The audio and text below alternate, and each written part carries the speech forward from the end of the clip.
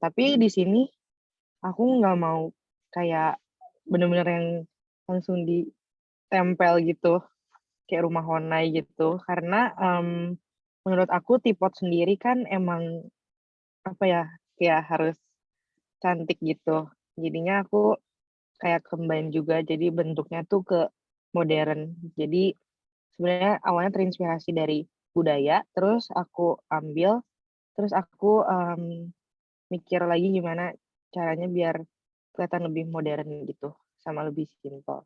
Nah, kalau dari inspirasinya tuh kurang lebih seperti itu. Terus, aku buat sketch juga. Jadi sebenarnya sketch-nya tuh yang kayak ada yang di sebelah sini. Jadi teapot set, ada satu teapot sama ada 2 teacup. Untuk, tekniknya sendiri, karena aku kemarin ikutan hybrid, jadi aku, kedapatan buat nyobain pottery wheel. Jadi awalnya tuh belajar dulu sih, awalnya nggak bisa, tapi semakin diajarin, ya menjadi bisa sih. Ya, jadi buat badan tripodnya sendiri aku pakai pottery wheel, dan untuk moncongnya sama tutup tripodnya, aku tuh pakai slab teknik gitu. Jadi yang seperti ini sih slab-nya. Jadi aku pakai slab, buat teacup-nya juga aku pakai pottery wheel, terus, yang terakhir ada handle teapot-nya sendiri aku pakai coiling. Jadi sorry ini si fotonya nggak ada, jadi aku kayak ngebulet-buletin gitu, supaya bisa jadi kayak pegangan gitu sih. Sebentar ya. Oke. Jadi ini, aku bikin 2 karena, yang pertama tuh sebenarnya, agak gagal yang ini, karena kemarin dari, Serjovnya sendiri, aku diajarin di sini kalau teapot itu, moncongnya nggak boleh, sorry bentar ya. Jadi, si moncong yang paling bawah ini tuh kayak nggak boleh di bawah yang atas ini, supaya, nanti airnya nggak jadi bisa penuh gitu. Jadi di sini aku coba, terus ya ini gagal sih sebenarnya, tapi, masih bisa dipakai gitu, tapi airnya mungkin nggak bisa sampai atas. Ini buat teacup-nya sendiri ini aku agak kebesaran, tapi maksudnya bentuknya udah seperti yang aku pengen, terus aku buat lagi yang lebih kecil, ini tuh, teapot-nya jadi, moncongnya aku lebih naikin lagi. Jadi ini kayak yang kedua yang aku coba kedua kali gitu.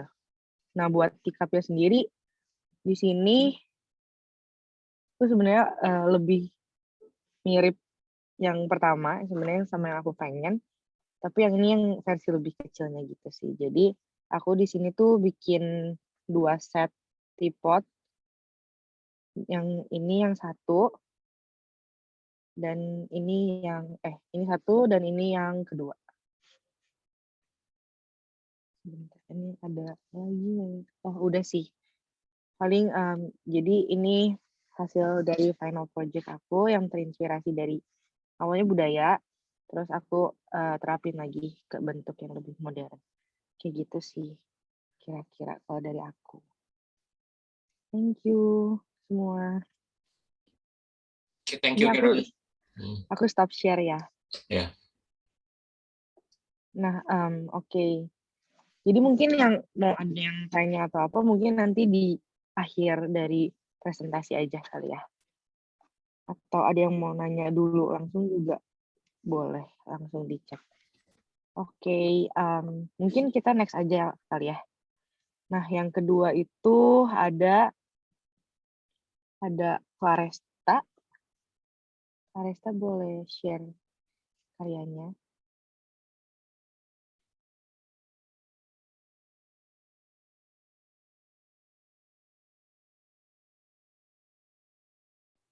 Sorry.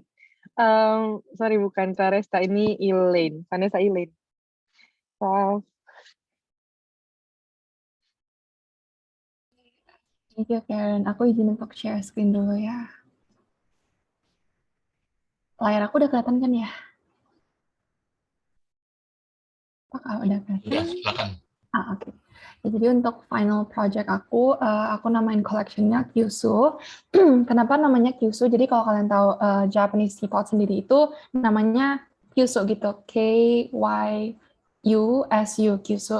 Jadi ini lebih ke wordplay gitu. Kenapa? Karena ini kan pottery-nya setnya di hand built gitu ya. Jadi dia uniquely catered to each person.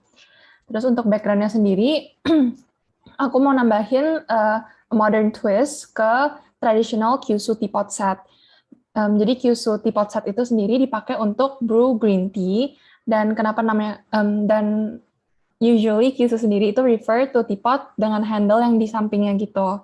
Nah, untuk konsep sketch-nya sendiri aku bikin dia lebih ke modern look gitu ya, modern clean sleek look. Terus di sini ada 4 products, ada teapotnya sendiri, ada pouring cup-nya sendiri, ada cawannya, sama ada teacup-nya. Terus untuk hasilnya sendiri ada teapot, ada cawan, pouring cup, dan teacup-nya, dan teknik yang aku pakai juga sama seperti Karen tadi. Jadi aku dapat kesempatan untuk ke workshop ke university-nya juga, jadi aku pakai pottery wheel gitu. Terus ini untuk final products-nya. Dan dari aku itu aja sih, sebenarnya singkat banget. Aku stop share ya. Thank you. Okay, thank you, Elaine. Mungkin next-nya Claresta ya, ini bener. Oke, sekarang berarti Claresta yang share. Oke, aku share screen dulu ya. Untuk yang pertama, jadi aku sendiri bikin kayak teapot set gitu juga. Cuma aku bikin mixing teapot. Nah ini nih, jadi aku wall-nya aku bikin agak sedikit lebih tebal. Ini jadi kayak buat keep the heat for steeping-nya gitu. Jadi ini nih aku bikin untuk teh ulung gitu. Ini aku pakai clay yang nomor 46, yang white clay. Nah, terus aku juga ada tea pitcher-nya gitu. Ini untuk kayak ensure the consistency for the flavor of the tea gitu. Jadi abis di stepping, terus dituang dulu ke tea pitcher-nya, baru nanti dituang ke si cup-nya. Cup-nya sendiri juga aku bikin 2. Ini aku ada yang kayak untuk yang minumnya gitu, tasting cup. Sama ini yang ini namanya aroma cup. Jadi aroma cup ini nih katanya dia berfungsi bisa kayak ngeluarin aroma yang sebelumnya tuh mungkin kita nggak tahu gitu ada aroma itu. Jadi ada cara pakainya gitu, nanti aku bakal show videonya. Ini jadi untuk kita nikmatin aromanya gitu sih, lebih ke ini. Kan kalau oolong sendiri kan emang dia wangi gitu kan tehnya. Jadi aku emang specially made for oolong tea. Terus ini setnya kayak gini. Nah, ini cara pakainya, pemakaiannya gitu. Ini aku share videonya sebentar kali ya. Jadi ini adalah mixing teapot dengan tea pitcher dan aroma cup. Jadi pertama kita tuang dulu tehnya ke tea pitcher supaya menjaga konsistensi dari tehnya. Terus kita tuang dari tea pitcher ke aroma cup. Jadi yang tinggi ini namanya aroma cup. Aroma cup ini dikenal untuk membuka aroma yang sebelumnya tuh mungkin nggak pernah kita ketahuin gitu. Ini cocok untuk teh ulung. Nah, jadi kita tutup dengan yang gelas yang ini, yang gelas yang lebih pendek, ini namanya tasting cup. Setelah kita tutup dengan tasting cup, kita pegang dengan ibu jari dan telunjuk, lalu kita balik. Nah, yang ada di tasting cup ini yang akan kita minum. Fungsinya aroma cup itu untuk kita cium aromanya. Ini di sini nanti bisa kita cium-cium aromanya, karena aromanya bakal last di sini. Lalu kita akan minum dari si tasting cup. begitu.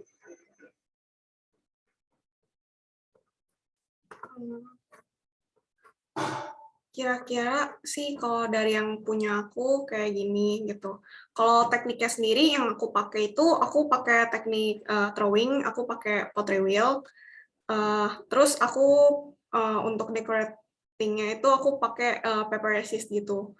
Kenapa hurufnya Lin? Karena kebetulan ini emang aku bikin untuk keluarga gitu kan, dan aku marga Lin gitu. Jadi aku sengaja bikin pakai marga keluarga aku.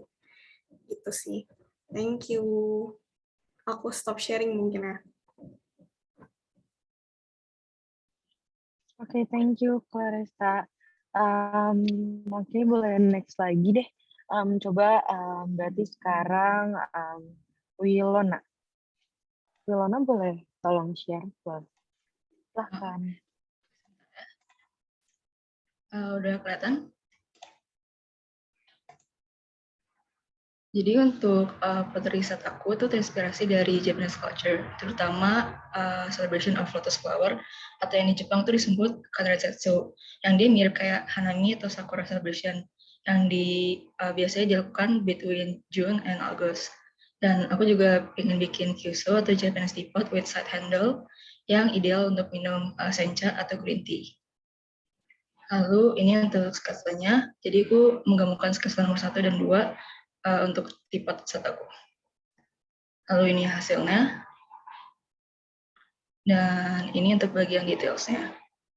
Jadi untuk bagian handle-nya itu aku bikin kayak bagian budnya lotus flower gitu, kuncupnya. Lalu untuk bagian lid-nya itu berbentuk kayak lotus leaf, sama seperti untuk teacup-nya. Lalu untuk bagian bodinya aku tambahin kayak lotus petals gitu. Oh, dan di dalamnya juga ada saringan gitu. Lalu untuk prosesnya sendiri itu pertama-tama aku membuat bodinya dulu, dan kebanyakan aku menggunakan pinching teknik. Lalu untuk bagian lid dan bagian teacup-nya aku menggunakan step teknik. Sekian dari aku, terima kasih.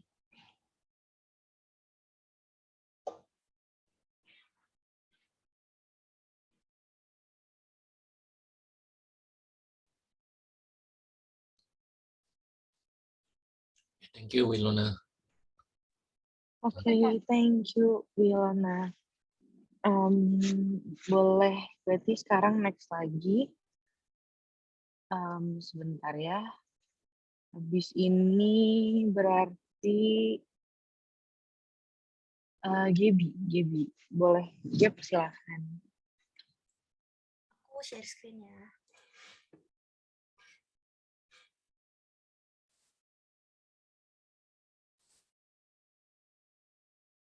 Sebelumnya mau minta maaf dulu dong, ini di seberang ada konstruksi, jadi kalau berisik maaf ya. Yaudah, aku mulai ya. Jadi untuk final kali ini aku bikin comic style inspired teapot set. Untuk yang pertama itu background dari konsep aku itu comic art style, dan sedikit background aja, kalau comic books itu udah ada dari awal tahun 1930-an, dan awalnya itu komik berasal dari cerita-cerita lucu dari koran yang di-compile gitu dalam satu buku. Tapi lama-kelamaan mereka sendiri jadi nge-publish original ceritanya, dan sekarang ya kita bisa kenal sebagai superheroes lah gitu ya. Dan dari comic books ini nanti yang bakal muncul art style pop American gitu, dan yang itu yang bakal aku gunain di dalam finishing teapot ini. Terus kenapa sih aku kayak nyambungin dua hal yang jauh banget, komik sama budaya teh gitu ya, karena memang dua hal tersebut itu punya backgroundnya masing-masing, dan kalau aku lihat orang Amerika itu kan gak suka budaya minum teh gitu ya, mereka gak suka minum teh, gak kayak orang Inggris minumnya tuh cola kalau misalnya kita lihat. Tapi di sisi lain justru di negara-negara Asia yang emang dikenal suka minum teh, mereka tuh suka budaya-budaya Amerika kayak komik gitu. Bahkan mereka sendiri akhir-akhirnya nyiptain comic books versi mereka sendiri yang biasa kita kenal manga atau manhwa. Jadi di project kali ini aku pengen ngambil kacamatanya orang Asia supaya mereka yang enjoy minum teh bisa juga enjoy culture Amerika lewat Teapot yang ada komik-komiknya gitu. Selain itu, dari background culture-nya sendiri, aku sendiri juga suka banget minum teh dan punya memori yang bagus lah terhadap comic books, karena dari situ aku jadi mulai suka gambar.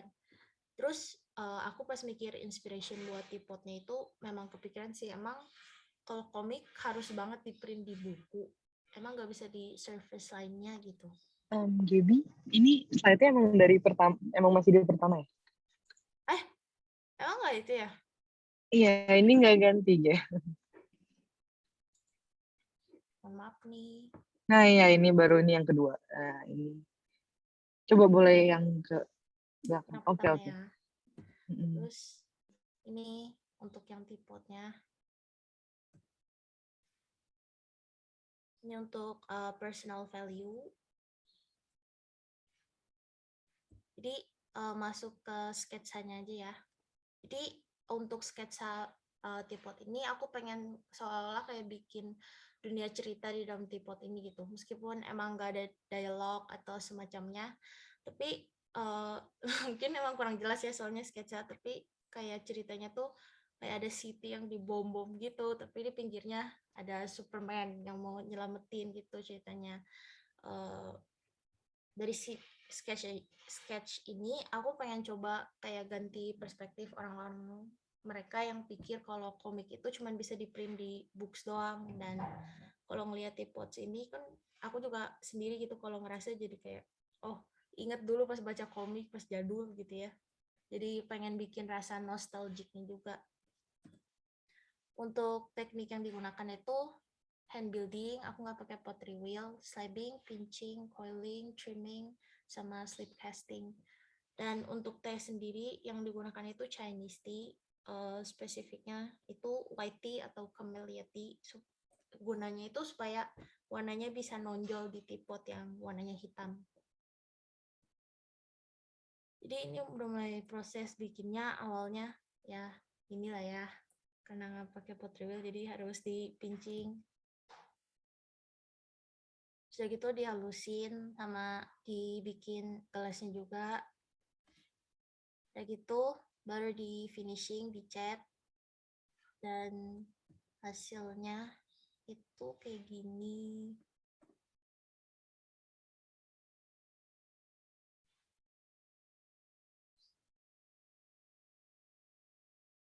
Itu.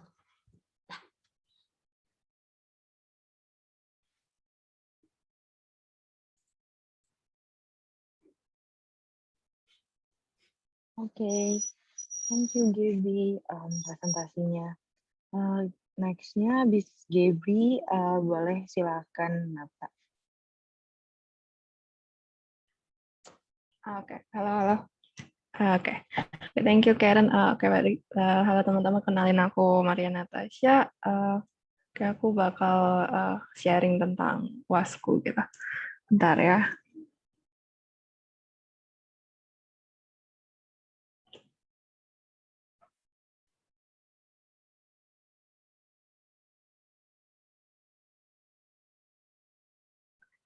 Oke, ini udah yang besar kan ya? Udah yang present kan ya? Oke, aku lanjut aja. Jadi mungkin aku jelasin dulu kayak konsep yang aku ambil dulu gitu. Jadi sebenarnya inspirasiku itu dari mimpinya saudaraku gitu. Nah, kayak sebenarnya kayak ini juga dari pengalaman juga. Jadi sebenarnya kayak beberapa bulan lalu kan aku baru kehilangan kayak kakek saya gitu kan. Habis itu setelah beberapa bulan lewat kayak di saudaraku ini di mimpinya kayak didatengin gitu. Jadi di mimpinya dia tuh kita kayak ngadain kayak acara kumpul-kumpul, habis itu kayak makan-makan bareng gitu. Lalu ada kejadian-kejadian kayak yang nggak terjadi di dunia asli. Misalnya kan dia waktu itu kakekku tinggalnya di Surabaya. Bisa kita waktu itu ada di daerah Jakarta sini kan. Nah, habis itu kita tuh kayak sering ngajak kakek kita untuk pindah rumah gitu kan, istilahnya kayak pindah ke Bali atau pindah ke Jakarta ikut kita gitu, keluarganya, anak-anaknya gitu kan. Tapi dia selalu menolak gitu, istilahnya nggak mau ninggalin peliharaannya dia yang ada di Surabaya gitu, istilahnya. Jadi kayak dia tinggal di sana dan di mimpi ini kayak dia akhirnya setuju gitu kan. Nah, jadi di sini itu di sini tuh aku ngambilnya tuh konsepnya tuh ya tentang mimpinya itu sendiri gitu, tentang mimpi, tentang tidur gitu istilahnya. Jadi di sini kayak ketika orang meninggal itu biasanya kayak, ini nggak tahu sih, ini kepercayaan keluargaku aja gitu. Jadi kalau misalnya mereka meninggal tuh mereka pasti suatu saat pasti bakal kayak datengin salah satu dari kita gitu, maupun bisa itu kayak keluarganya dia sendiri ataupun kayak orang-orang yang dia deket gitu kan. Dan itu kayak datangnya tuh juga agak random gitu, tapi nggak semua dia datengin gitu.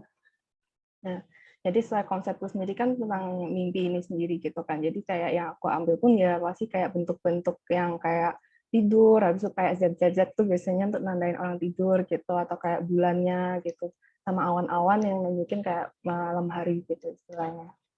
Nah, di sini kayak aku pengen maksku itu kayak nandain sebagai kita kayak keluarganya gitu, sedangkan kalau misalnya yang T-nya yang dia yang lagi di port itu kayak sebuah saat orang itu datang gitu istilahnya.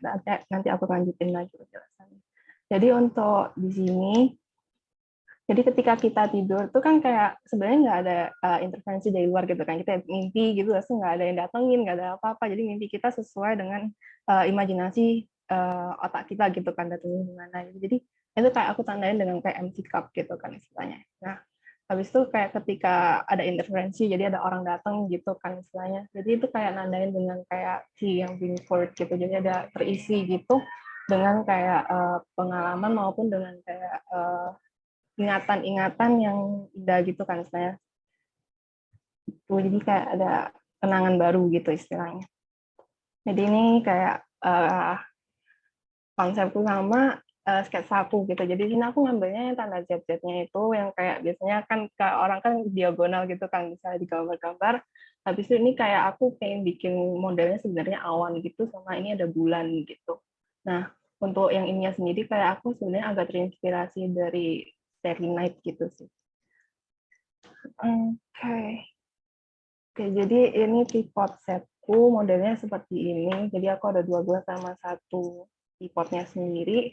Dan sebenarnya aku pakai tekniknya hand building semua. Aku benar-benar nggak pakai bio karena aku nggak ke UPH sama sekali. Habis itu aku pakai swabbing teknik sama scraping gitu sih. Jadi aku di sini nggak kayak tempel-tempel lainnya gitu, dan full dengan scraping sama carving gitu. Oke. Jadi ini untuk kayak lebih detailnya lagi mengenai yang teapot setnya, yang teapotnya sendiri. Jadi kalau misalnya dari bawah, dari samping dan belakang, dan ini untuk videonya yang di sini. Jadi sebenarnya aku mikirnya ini agak besar dan agak dari temanku, aku cukup kaget. Nah, habis itu sebenarnya mungkin gara-gara aku swabbing dan kurang pelatih, sebenarnya kayak ada bentuknya sendiri tidak terlalu bundar gitu guys, kayak jadi agak lonjongan dikit gitu. Nah, habis itu aku bagian tutupnya sendiri itu kayak aku bikin supaya ada yang di belakangnya ini, supaya kalau misalnya pada saat dituang itu nggak gampang jatuh, bisa kelok gitu kan istilahnya. Dan aku bikin supaya dia bisa lebih membundar gitu.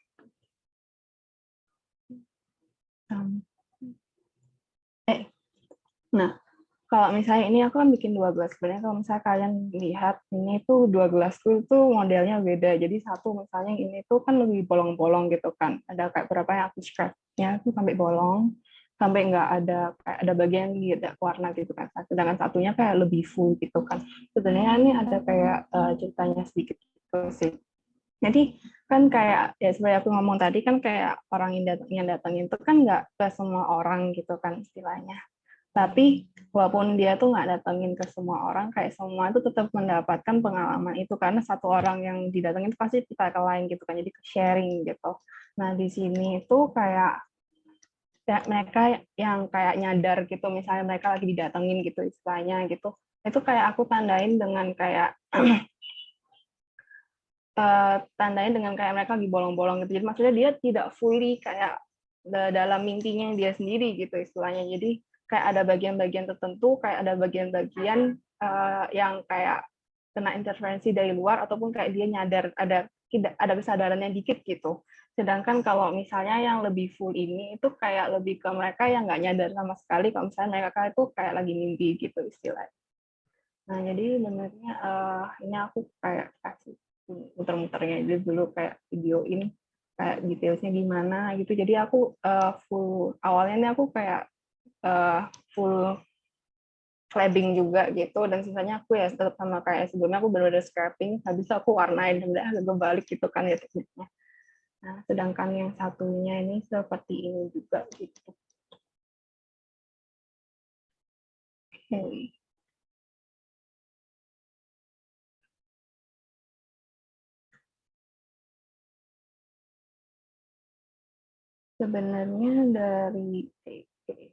Sebenarnya kalau dari aku itu aja sih guys. Mungkin aku balikin lagi ke Karen gitu. Thank you guys. Oke, thank you Nata presentasinya. Berarti ini next-nya kita panggil Naya ya. Naya silahkan boleh presentasi. Aku share screen ya. Udah kelihatan belum ya? Udah Naya. Oke. Halo semuanya, aku Naya dari DP19 juga. Aku juga mau share tentang tugas UAS aku.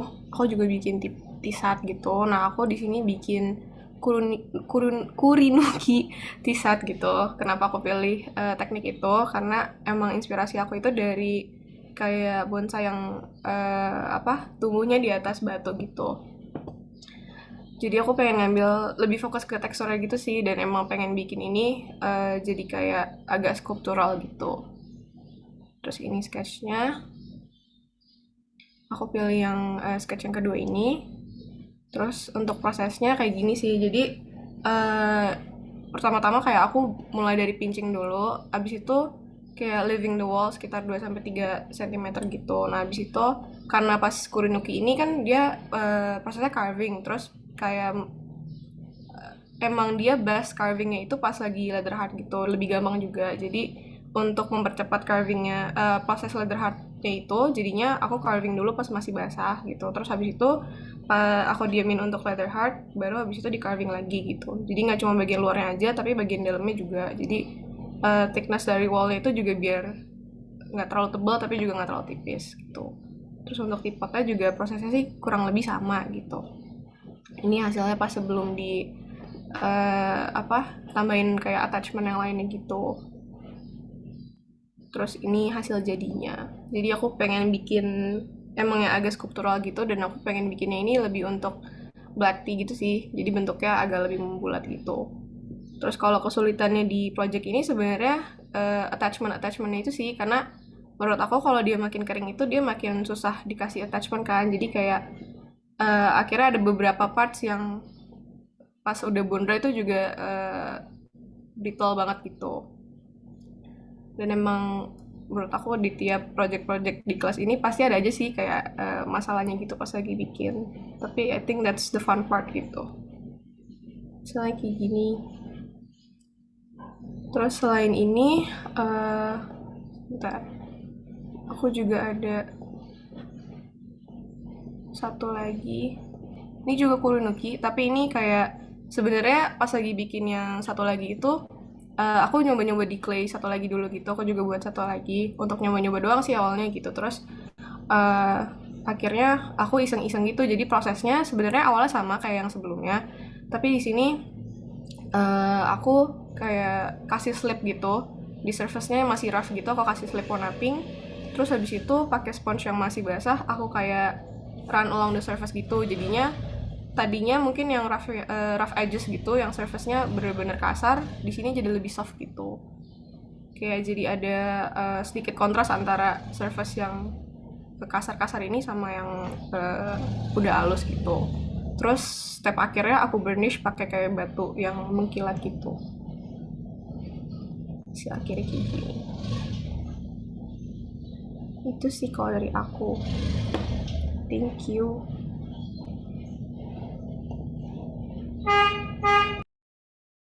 Oke, thank you Naya. Boleh deh yang terakhir berarti Angel. Angel boleh di-share karyanya. Oke, kita share screen. Bentar.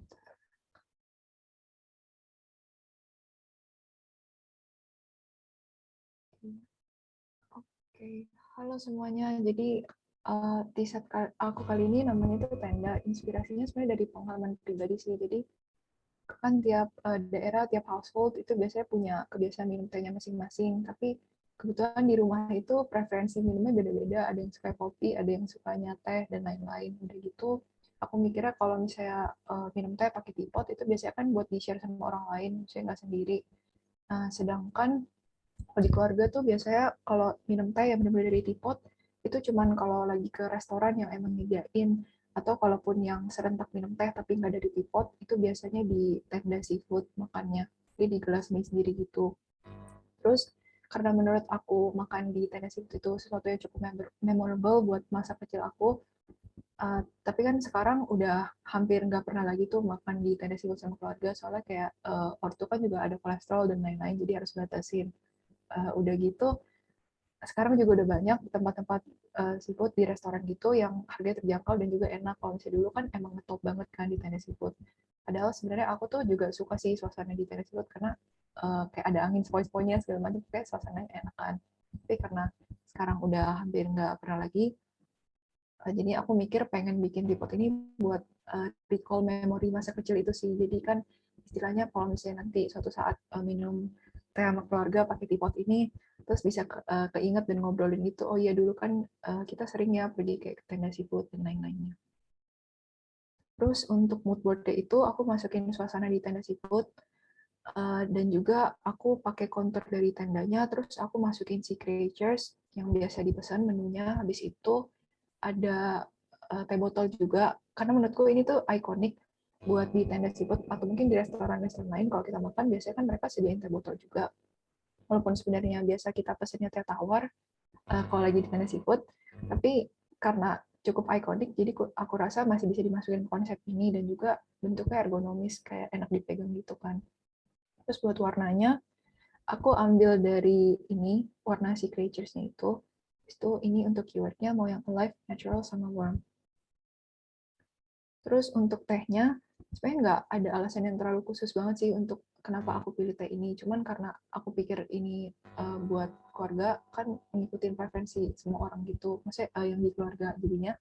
Karena akhir-akhir ini juga lagi sering nyetok ke itu yang teh ini, aku pakai buat minum teh ini rencananya. Jadi dia rasanya enak gitu sih, ada sedikit aroma dari jagungnya, udah gitu warnanya juga cakep kayak kuning kehijauan gitu. Udah gitu bentuk tehnya tuh dia lebih ke pendek-pendek tapi curly gitu. Terus ini sebenarnya aku nggak banyak dokumentasiin sih. Terus kalau untuk base-nya itu aku pakai wheel. Cuman untuk trimmingnya itu masih suka ada kendala. Jadi pas lagi muter dia kayak ketabok di ininya apa pinggiran wheel-nya, jadinya kayak penyok gitu kan. Akhirnya aku trim lagi pakai tangan, soalnya kan juga pengennya yang lebih tipis kan biar nggak terlalu berat. Udah gitu kalau yang tikap ini sebenarnya nggak tahu sih jatuhnya masih tikap atau enggak karena udah panjang gitu kan. Ini aku assemble dari dua part yang beda. Mungkin kalau buat teman-teman yang belum tahu, buat assemble dua part beda tuh pakai skor sama slip kayak gini. Jadi ibaratnya kayak kita lagi nginjek tanah liat kan suka keisep gitu kan sepatunya.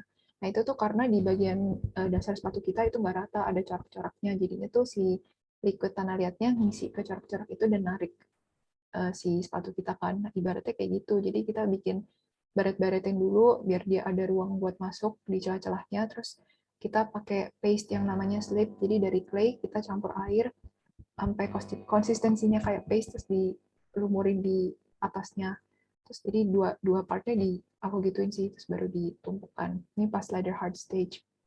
Terus buat detailnya itu aku hand sculpting pakai tool ini yang panjang ini. Habis itu pakai itu juga sih tool yang dari kayu gitu. Terus ini aku masukin juga stage of clay, sebenarnya cuma buat nambahin sharing gitu sih mungkin kalau yang belum tahu. Jadi ini ada beberapa stage, terus ini dia ada yang masukin black heart stage tapi juga ada yang enggak. Jadi dia satu step di atasnya ladder heart tapi di bawahnya bone dry kayak di tengah-tengahnya gitu.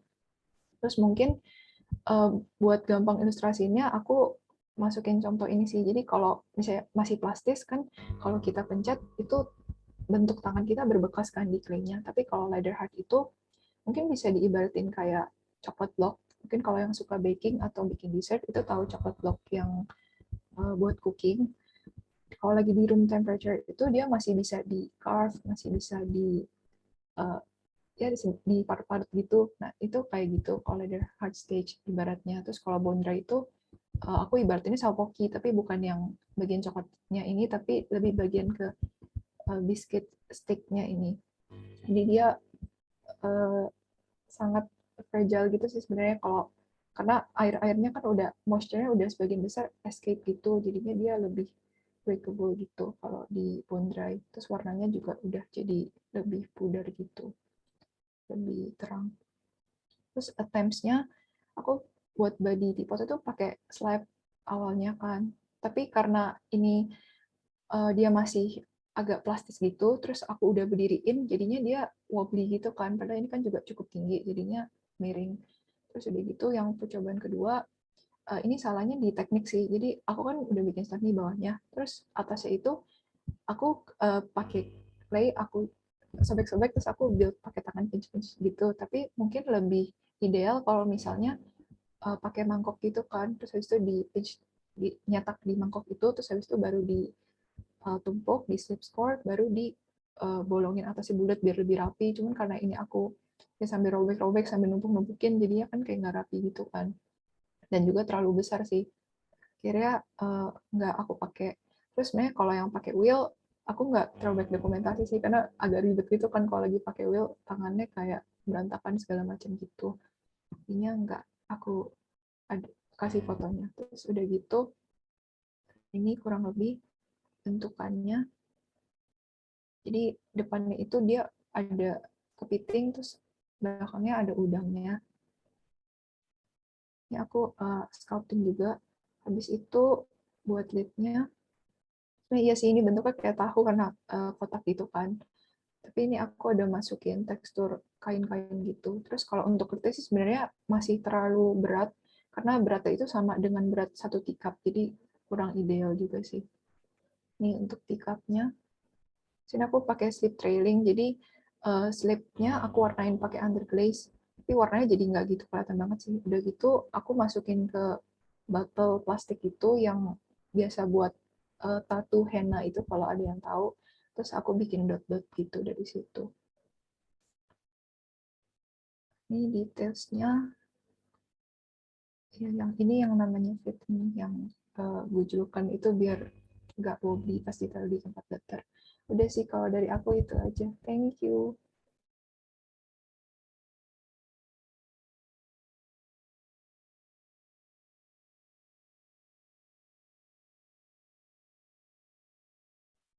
Oke, thank you Angel presentasinya.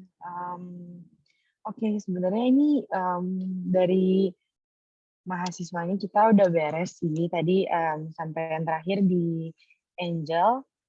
Thank you semuanya. Boleh ada yang mau nanya atau ngasih komen juga boleh sih. Boleh langsung unmute aja atau enggak nanya-nanya di chat.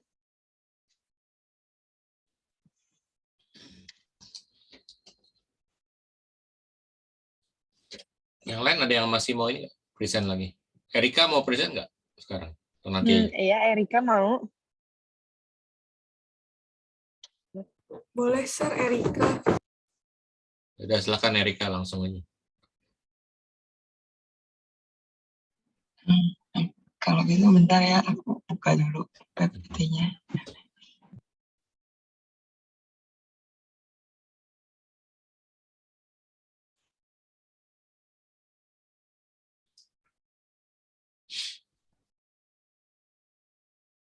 Ini untuk yang lain supaya ada konteksnya gitu ya. Mereka kebanyakan yang tadi udah present minggu lalu udah present gitu. Jadi udah diselected ya.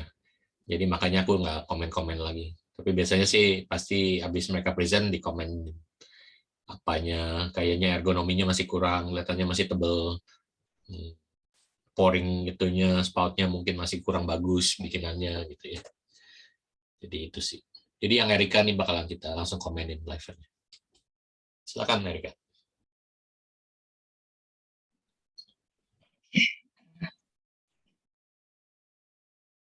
Aku izin share screen-nya.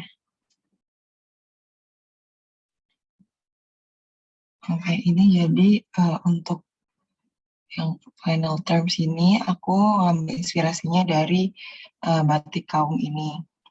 Nah, batik kaung ini sendiri merupakan batik yang motifnya itu mirip buah kaung atau kayak sejenis kolang-kaling gitu. Terus dia ditata secara geometris gini. Terus batik kaung ini juga merupakan simbol umur panjang di masyarakat Jawa. Nah, terus yang aku ambil itu shape-nya. Jadi pola batik kaung ini tuh sebenarnya ada banyak jenisnya. Dia tuh dibedakan, ada yang dari susunannya, terus ada juga yang dibedakan dari ukuran besar kecilnya. Nah, ini aku ambil yang dibedakan dari ukuran besar kecilnya. Jadi kalau yang kecil-kecil itu ada yang namanya kaung picis. Terus ada lagi yang kayak lebih sedang, agak lebih besar. Ada banyak sih. Terus tapi yang paling besar itu kaung kemplong namanya. Terus dalam di set aku itu juga kayak gitu sih sebenarnya, kayak shape-nya itu sebenarnya sama-sama aja, cuman dibedain ukurannya aja. Terus untuk filosofinya itu kan kalau batik kaung sendiri itu juga sering dikaitkan dengan kata suwung atau yang berarti kekosongan.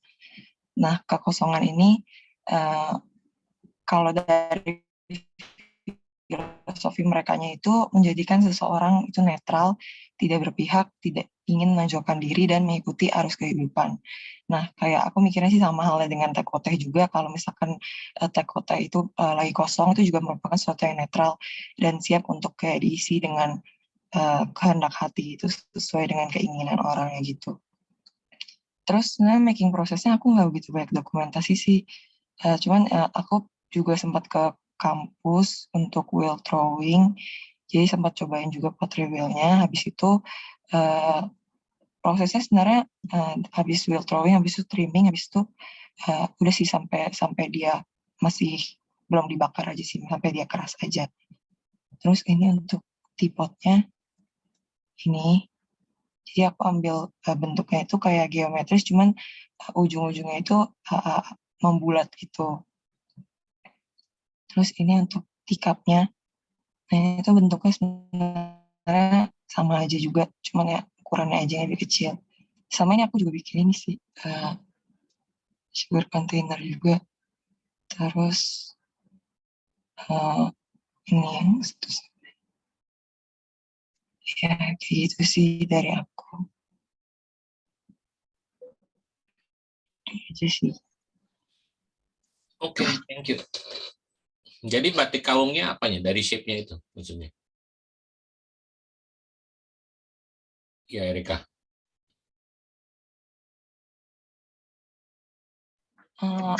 Batik kaungnya sebenarnya dari shape-nya itu yang tadi kayak itu kan bentuknya geometris, cuman ujungnya itu membulat, terus sama ukurannya dia yang berbeda-beda, tapi shape-nya itu sama gitu.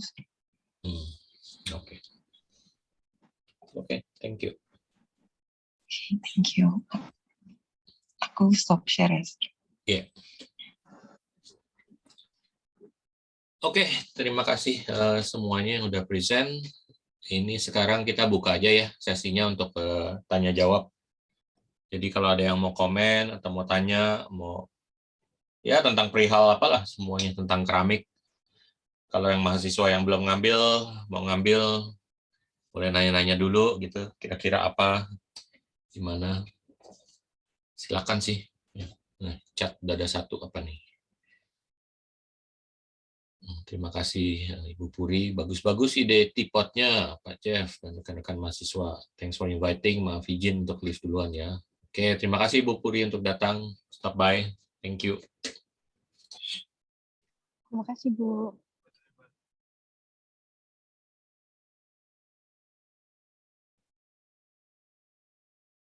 Love the idea teapot from Claresta Naya in the comic idea. sama sih. Jadi biasanya sih gitu sih, yang lebih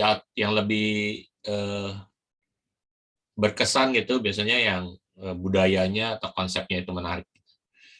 Ya, jadi kalau shape-nya sendiri biasanya kamu pasti kalah dengan orang-orang yang udah melakukannya banyak pengalaman gitu. Jam terbangnya udah jauh gitu ya. Soalnya kalau orang-orang yang udah jago kan kalau di keramik kayak di Korea aja itu belum dianggap master kalau kamu belum ada pengalaman sedikitnya 40 tahun.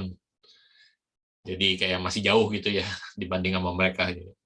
Terus kalau di Indonesia juga kan ada juga tuh yang SMA yang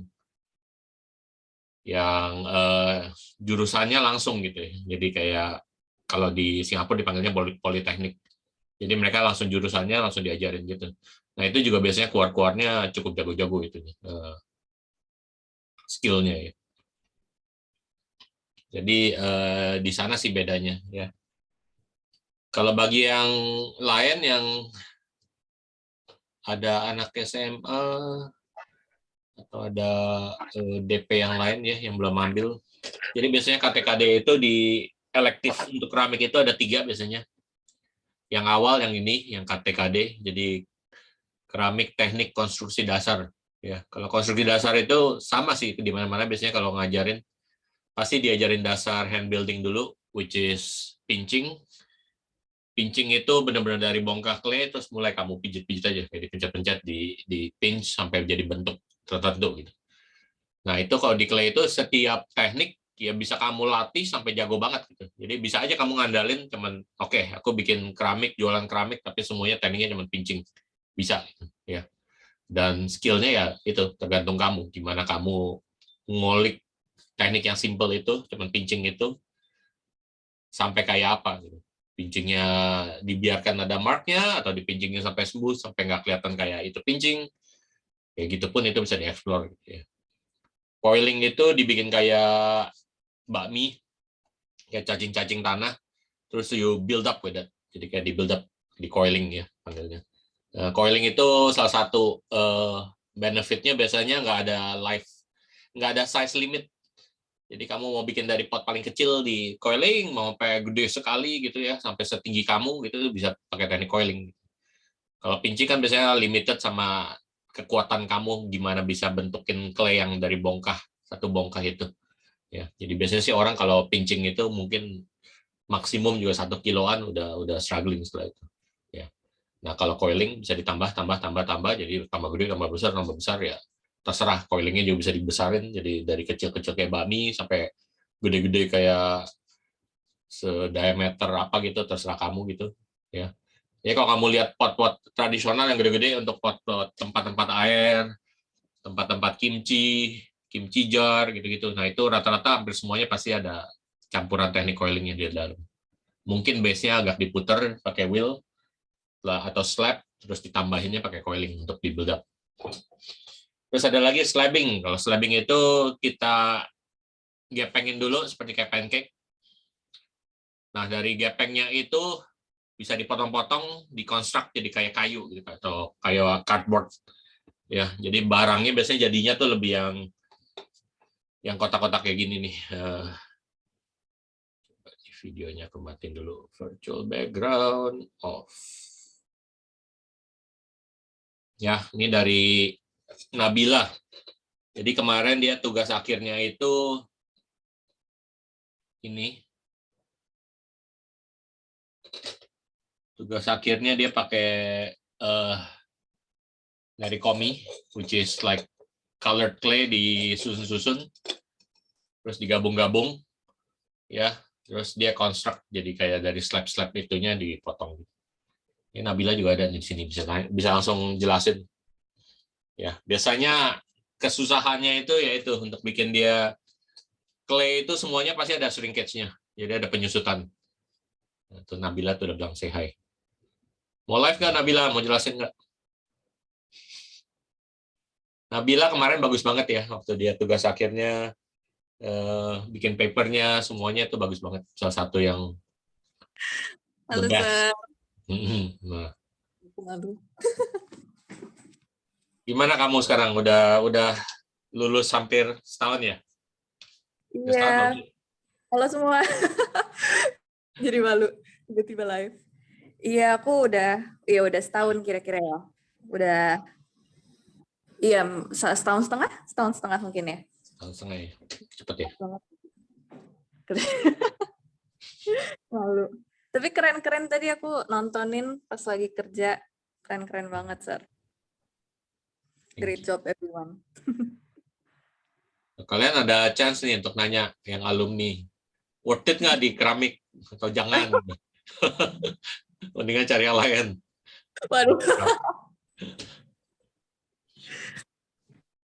Soalnya keramik itu mediumnya ya simple-simple enggak gitu ya. Maksudnya materialnya sangat abundant, gampang dicari sebenarnya clay itu.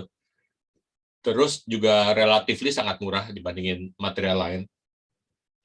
Terus dia sangat safe dan sangat permanen. Ya, jadi makanya salah satu yang dari dulu perabatan orang choose clay, terus clay-nya bisa tahan sampai kayak ribuan tahun. Artifak-artifak biasanya kalau ketemu itu kan rata-rata clay.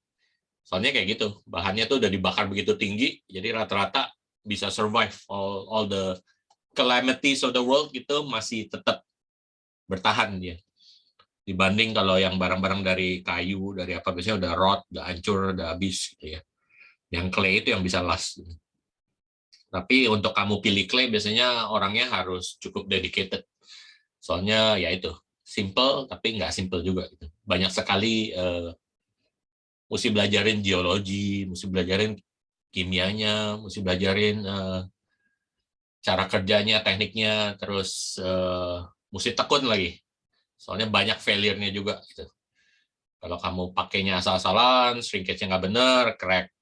Kalau crack, terus kamu bikinnya untuk sesuatu yang fungsional, udah biasanya scrap, mesti diulang lagi gitu ya. Ya, Nabila juga jago tuh di hal itu. Banyak ya, salah setahun. Kayaknya sampai sekarang pun masih banyak ya seringnya crack-crack gitu. Masih. Iya sih terasa banget emang banyak apa sih namanya? Banyak apa ya? Prosesnya ternyata waktu pas keluar dari TKD, aku kebetulan cuma ambil TKD aja kan ya. Jadi kayak malah yang keramik 2-nya aku nggak ambil. Kayak banyak ternyata kayak there's a whole world out there gitu istilahnya of keramik gitu. Kayaknya sampai ribuan tahun tuh gak kelar itu eksplorasi mau kemana-mana gitu.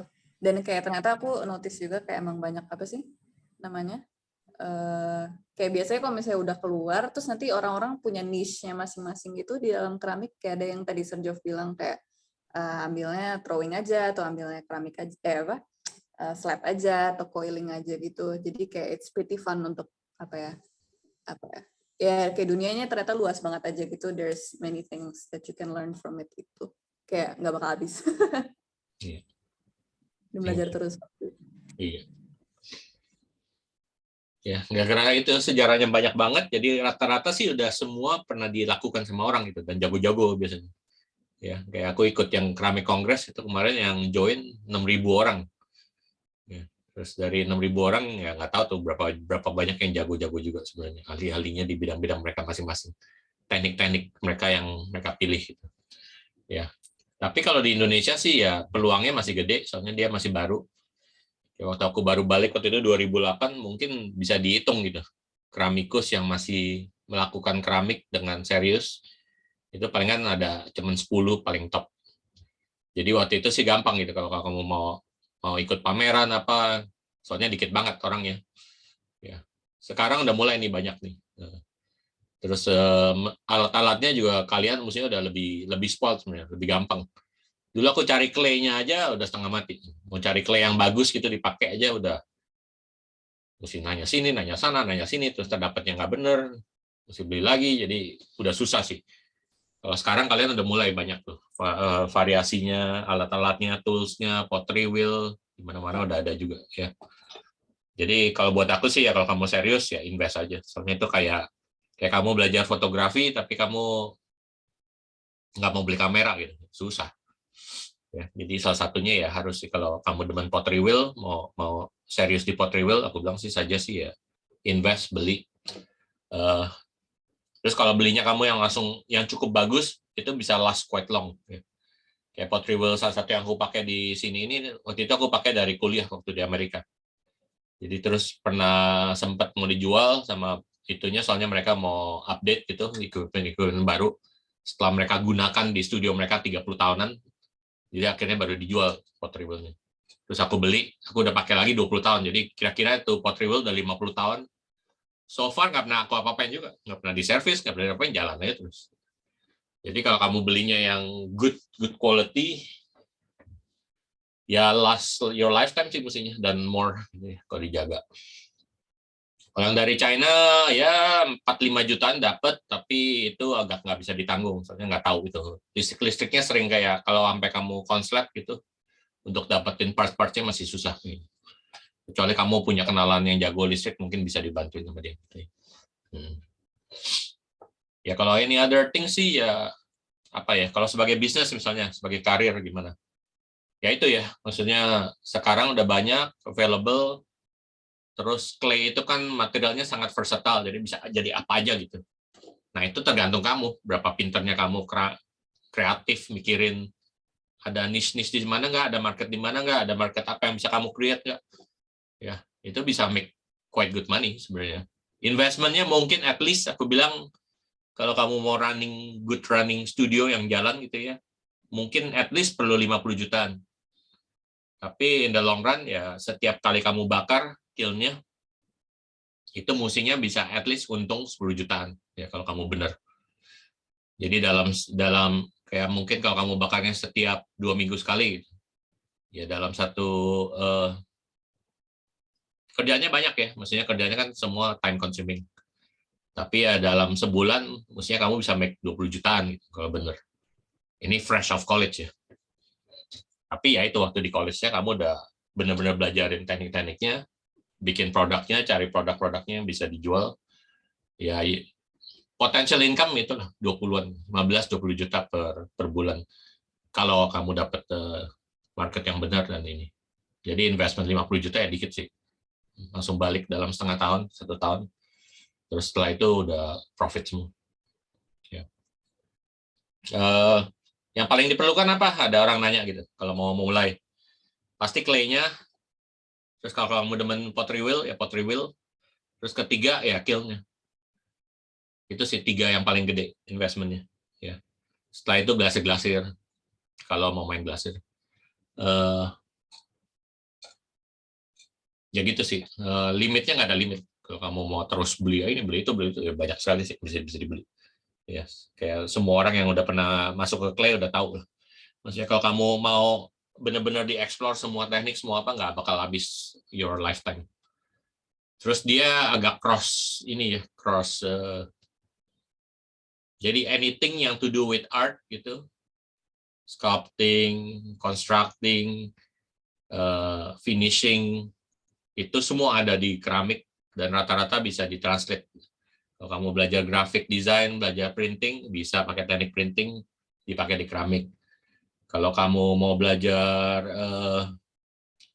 bikin-bikin kue, baking gitu-gitu ya, itu juga banyak yang cross. Jadi tools-nya itu dari untuk pembuatan kue, cake, apalagi yang sculptural itu semua bisa ditranslate ke clay dan vice versa. Jadi kamu bisa juga dari clay kamu transfer jadi baker yang jago gitu. Ya, asal tinggal belajarin aja tekniknya dan tools-toolsnya. Bisa di criss-cross gitu.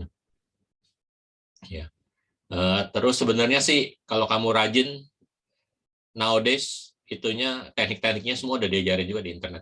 Jadi sebenarnya sih bisa belajar sendiri. You can be pretty good. Ya. Kalau masih nggak mau invest di kiln-nya juga sekarang udah mulai banyak tempat-tempat yang buka terima titik bakar di sana. Ya. Ya, itu titik bakar pun juga itu banyak kerjaan lagi, jadi kamu mesti belajarin juga. Ya, biasanya rata-rata yang potter yang udah jago tapi nggak pernah ngebakar, waktu dia setup studio sendiri, beli kiln sendiri, at least mungkin setengah tahun sampai 1 tahun untuk belajar bakar dulu juga, itu ngertiin kilnnya juga. Dari kiln ke kiln lain mirip-mirip kayak mobil gitu, kadang-kadang ada personality-nya sendiri, jadi kamu mesti ngertiin personality kiln kamu. Ya. Nabila tuh ada hands-on juga tuh dia. Waktu itu beli kiln dari aku bekas, aku juga bekas. Yang bikin itu salah satu ternyata ya Nabila telusuri dan tahu yang bikin. Dulu waktu aku beli, aku nanya siapa, pada nggak tahu gitu. Pada nggak tahu siapa pun yang bikin itu. Ternyata ada yang bikin Pak Kengsin almarhum.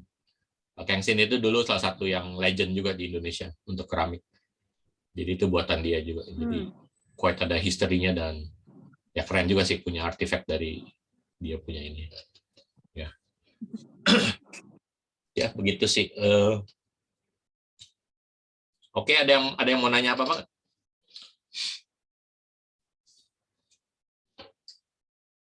Kalau buat yang mahasiswa yang bakal ngambil keramik, kayak misalnya berapa biayanya, ya tergantung kamu. Proyeknya mau gede-gede atau kecil-kecil. Kalau kamu kecil-kecil, nanti aku nggak ada itu juga. Biasanya aku bebasin ya size-nya. Ya dikit sih mestinya. Mungkin satu semester kamu jangan perlu 10-15 kilo juga udah cukup mesti. Kalau kamu bikinnya kecil-kecil dan kamu buang, dan kamu bisa recycle lagi clay-nya. Ya. Clay itu sebelum dibakar bisa di-recycle terus. Jadi untuk sampai jadi clay aja itu udah kayak ratusan ribuan tahun sampai bisa jadi kayak gitu.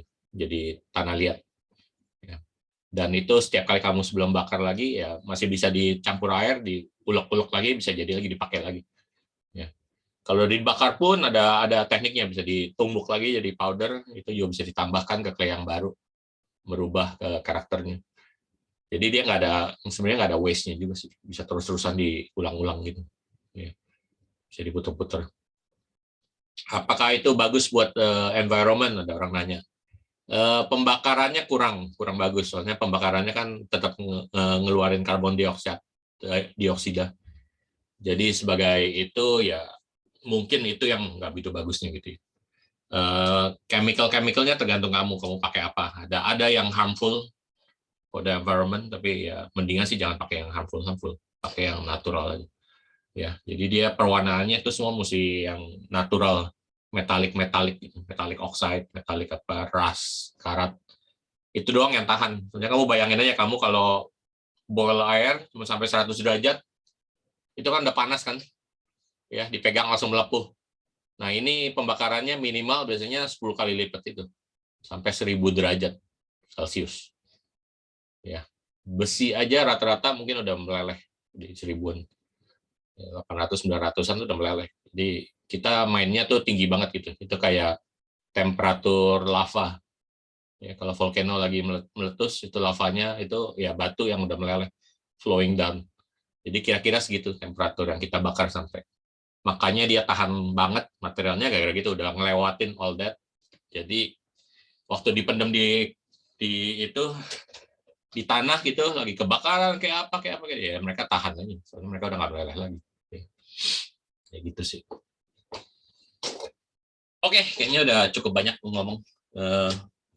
Silakan nih, ada yang mau nanya nggak? Ada Vina juga ya. Halo Vina.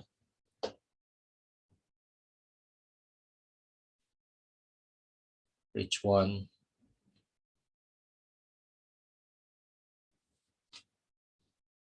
Pada malu-malu nih. Kesempatan kamu nih nanya. Halo Pak. Halo Vina. Ada pertanyaan apa nggak Vina? Yang lain-lain silakan. Langsung live aja.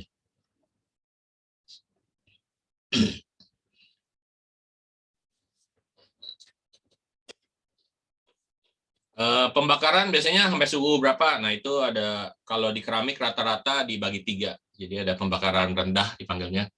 Jadi rendah pun itu kira-kira 1000 derajat Celcius. Ya 1000 derajat, 1100 derajat Celcius kira-kira. Pembakaran medium itu 1200-an. Sekitar 1200 Celcius. Terus pembakaran tinggi sampai kayak hampir 1300 derajat Celcius. Jadi bedanya cuma kayak 100-100 derajat, tapi itu pengaruh gede gitu. Jadi dari kayak tembikar yang kamu pegang kayak masih coki, itu bakarannya mungkin 1900-an derajat Celcius, sampai yang kalau kamu pegang itu udah kayak batu gitu. Itu udah 1300-an, stoneware dipanggilnya. Jadi biasanya mereka ada termsnya, earthenware, mid-fire, sama high-fire stoneware. Ya. Pokoknya dia tambah panas, tergantung juga clay-nya. Jadi clay-nya formula apa di dalam clay-nya itu bisa dibakar sampai suhu berapa gitu ya. Tambah dia menyatu satu, meleleh jadi satu, tambah jadi kayak batu. Kalau kamu bakarnya masih belum sampai dia meleleh jadi satu, masih jadi earthenware, biasanya masih poros. Ya, jadi kayak tembikar, kayak batu bata merah, nah itu kayak clay-clay yang belum dibakar sampai dia vitrified. Jadi masih ada porosity. Dan itu nggak ada good or bad-nya sih, tergantung kegunaannya. Jadi kadang-kadang orang sengaja bikinnya bakarnya sampai tetap poros, kadang-kadang orang mau bakarnya sampai vitrified. Ya kayak kalau dipakai untuk kamu minum sehari-hari dan lain-lain, biasanya biasanya dibilangnya lebih aman kalau udah vitrified. Jadi akhirnya dia udah nggak poros, bakteri udah nggak bisa masuk ke pori-porinya. Jadi kayak minum dari gelas aja gitu, lebih aman jauh. Ya. Nih, Vina nanya, penasaran tentang forced firing. Paling economical kayak zaman-zaman dulu, orang bakar cuma sekali. Jadi dia bikin clay-nya, terus glasirnya diformulasikan supaya ada campuran clay-nya juga, langsung diaplikasikan waktu dia masih kayak leather hard, terus dibiarin kering, dibakar sekali gitu. Jadi langsung mengeraskan badan clay-nya dan mengasih glasir langsung protection. Jadi kenapa itu? Ya save time, save energi untuk bakarnya. Ya. Tapi untuk handling something yang masih belum dibakar, itu untuk kamu glasir kan kamu celupin lagi ke sesuatu yang basah gitu. Nah itu perlu jam terbangnya udah tinggi. Jadi kamu ada sensitivitas untuk cara pegangnya, cara handlingnya. Kalau enggak ya pecah di barangnya waktu kamu lagi glasir. Nah maka itu kenapa kalau di sekolah institusi rata-rata dibakar dulu biskuit sekali. Jadi kamu bikin aja pokoknya dibakar dulu biskuit. Nah udah mengeraskan ininya. Lebih gampang di handlingnya, jadi bisa diglasir, diapain gitu ya. Makanya rata-rata kalau di sekolah dan institusi yang open umum itu 2 kali biasanya. Soalnya itu untuk nge-reduce mishap-nya. Ya. Terus bisa dibakar berapa kali? Bisa sampai 6 kali, 7 kali juga bisa sih sebenarnya. Ya, tergantung clay-nya berapa kuat, terus kamu bakarnya ngikutin itunya nggak, fisiknya. Soalnya ada fisik-fisiknya. Bakarnya nggak boleh terlalu cepat, nggak boleh apa. Soalnya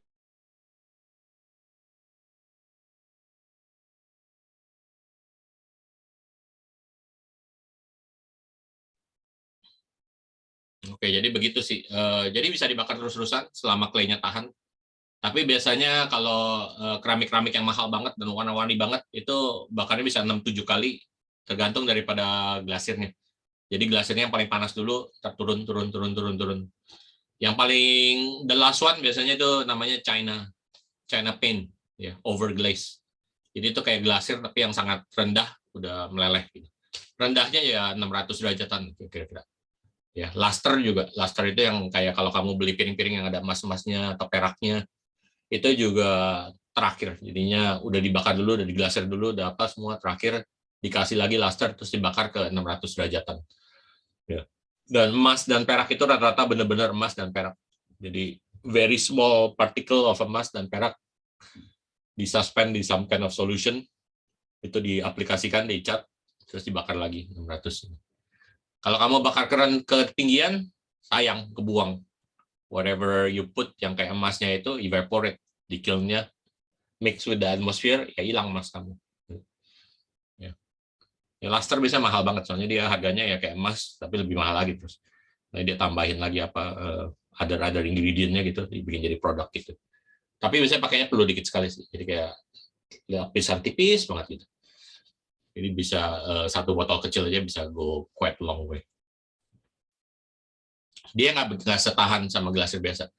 Jadi kalau kamu scrub cucinya agak kasar gitu pakai scrub kasar, bisa pelan-pelan ke kikis hilang juga sih emas dan ini. Oke, ada pertanyaan lagi? Kalau nggak ada, ini